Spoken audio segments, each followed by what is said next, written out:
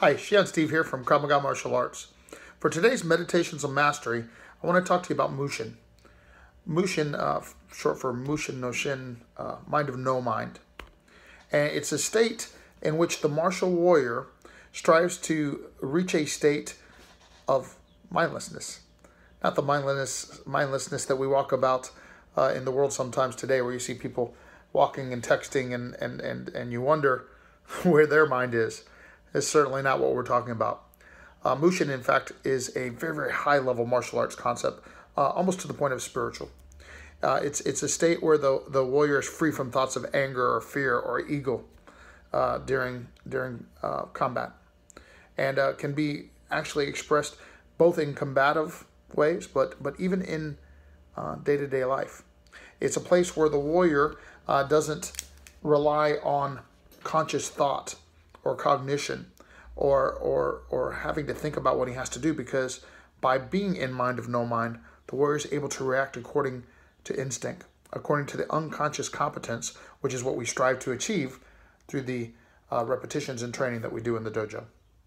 Today I want to talk to you about applying Mushin to our everyday battles, our everyday life.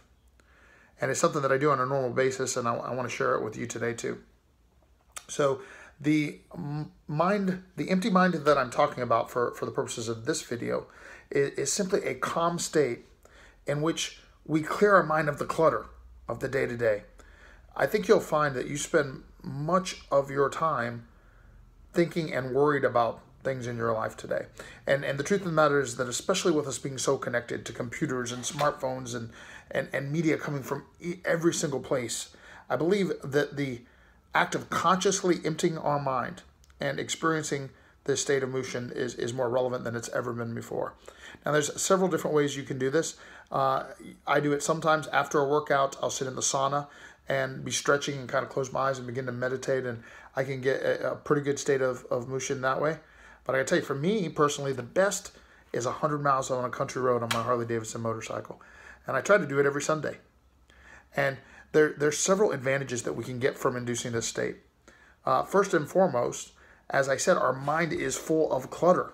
So it's a virtual house cleaning of the mind. When I get, I might be 50 miles into that ride and I realize that I'm not thinking about any specific thing anymore.